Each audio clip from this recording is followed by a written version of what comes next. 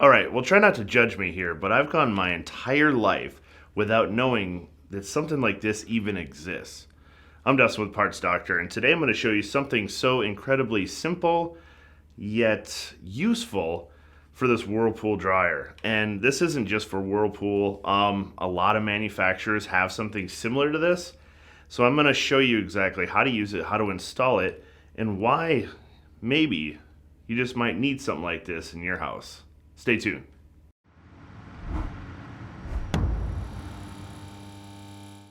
So I know right now at home you're asking yourself, what could have slipped under my radar for so many years that has me excited about the drying process? Well, this is the drying rack for the Whirlpool dryer. And the thing that I love the most about this is how easy it is to install. But instead of talking about it, why don't we just go ahead and do it? So first step, obviously, open up the dryer. And if you look in the back of the dryer, you can see that there's a couple dimples in the back of the dryer that you put these spring-mounted tabs into. So once you get those in there, you just push back.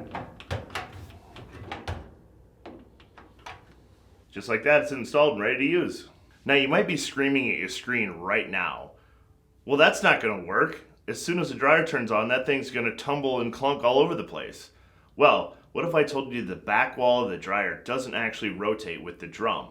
So it's sitting on the front panel and on the back panel, but only the drum is what rotates. Here, I could show you.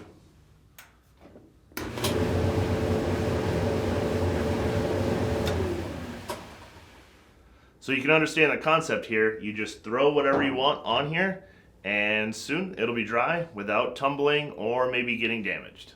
So obviously your next question would be, why would I need a shelf in my dryer? Well, obviously if you have to ask that, you've never tried to dry a pair of tennis shoes. You know, when you put a shoes in there, they tumble, clunk, bang around, and sometimes even knock the door open. So this provides you a great, safe place to put stuff like shoes, hats, sweaters, sports equipment, or even stuffed animals.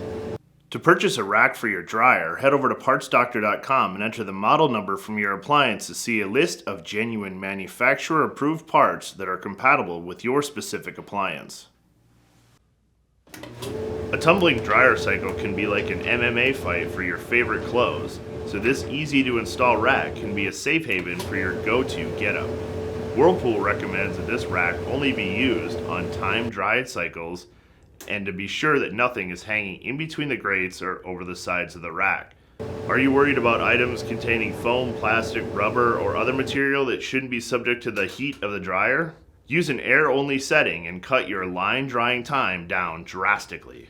Well, hopefully you learned something new today. I know I certainly did, but maybe you're one of those few people that have been in the secret dryer rack club for years and just haven't told anybody.